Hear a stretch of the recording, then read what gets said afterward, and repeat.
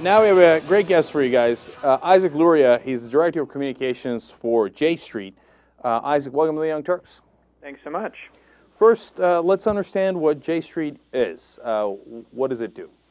So we are the political home for the pro-Israel, pro-peace movement. And what I mean by that is that we are building a political voice for American Jews and other friends of Israel to advocate for a two-state solution in this country, for strong American leadership to bring about a two-state solution to the Israeli-Palestinian conflict, because that is what is in the best long-term security interests of the State of Israel. I don't get it, Isaac. American television and media tells me that if you're for two-state solution, that means you're against Israel. Right. I mean, there is so much misinformation out there about this movement, about the pursuit of a two-state solution, but let's be clear. It is the consensus position of every foreign policy expert. It is the consensus position even within the pro-Israel community.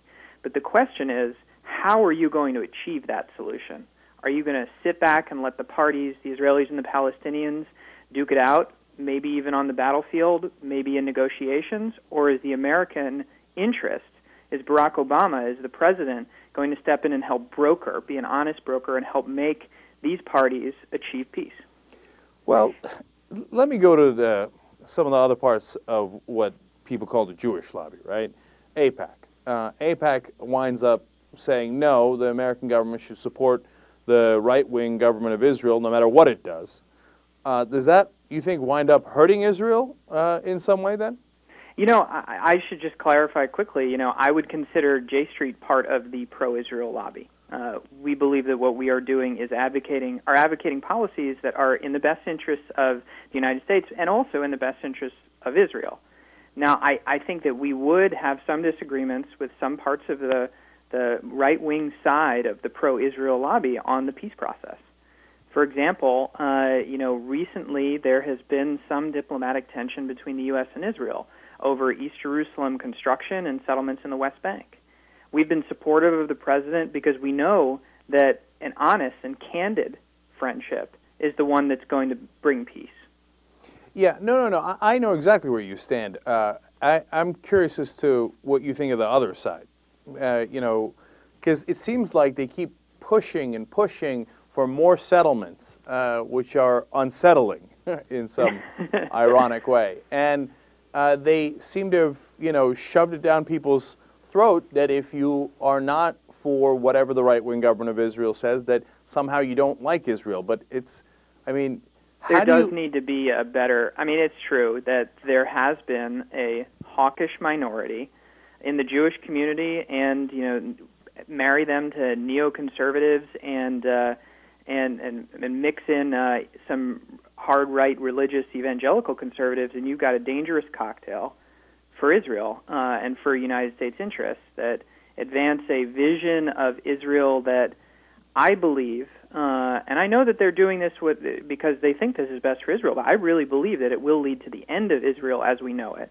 It'll be a disaster for American interests in the region, and that's what J Street's here to combat. It's here to present an alternative vision for a future where real peace and security can happen for both Israelis and the Palestinians, and we can, in the process of drawing down those conflicts, American interests would be served as well. Isaac, we're talking to Isaac Luria, Director of Communications for J Street.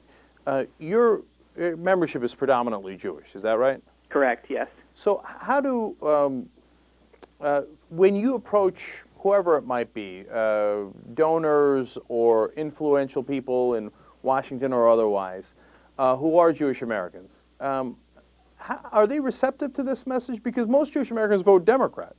And that doesn't mean that they're, not going to listen to the hard right wing of Israel anyway. Right. Historically, they have, right? But are they receptive to this message? This is exactly one of those issues, one of the reasons that J Street was founded.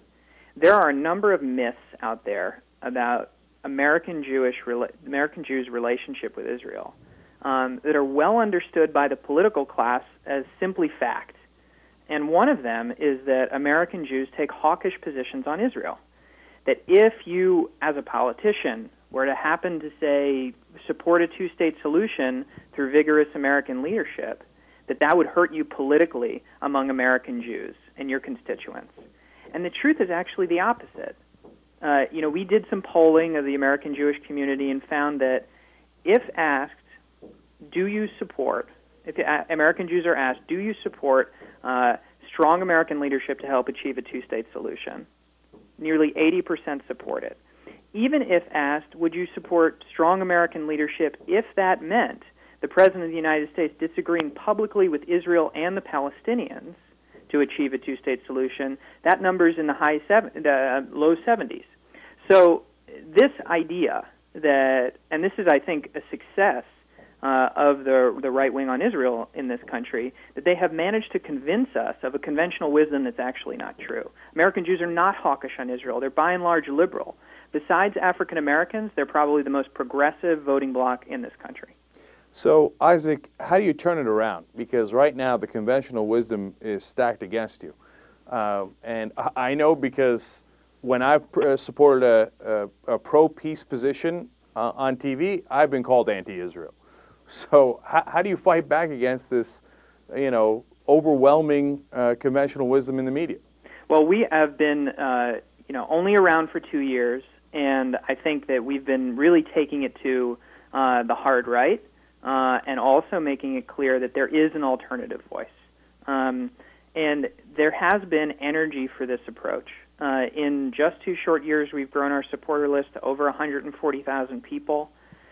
Just last cycle, our political action committee, which is legally unconnected, by the way, I've got to mention my disclaimer, raised $600,000 for candidates who support our pro-Israel, pro-peace values.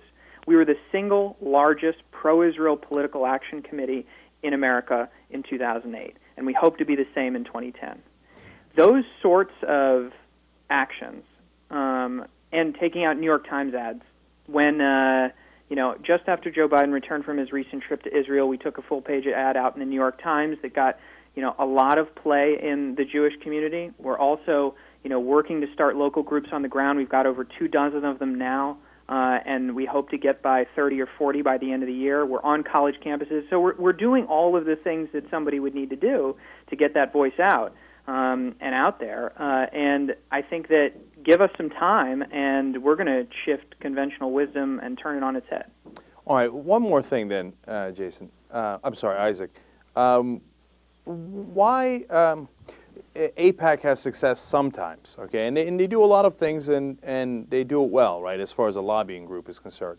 But we had Ari Berman from The Nation on the show, and he had done a report on this for The Nation. Mm-hmm. And he said it's not just that they give money for positive causes. Hey, if you're what they view to be friendly to Israel, they give you money. And it's not that they have more money than other lobbying groups. It's that if they think a congressman or senator is opposed to their interests, they concentrate their money, and they spend all their money in making sure they lose. Right. Now, that's tough politics. That's hardball, and they're very effective at it, and that's part of the process. So I don't blame them for it. In fact, what I want to ask you, Isaac, is do you guys have a plan to do similar things, and do you see the value in that? Oh, yeah, and I think that we're going to have to play hardball if we're going to be able to pry this conversation open. And we're already plotting some strategy in 2010 that I think is going to really make some headlines. We have reacted to what recently a candidate in Pennsylvania who had accepted our endorsement. We've endorsed 41 candidates so far this cycle, and hope to endorse many more.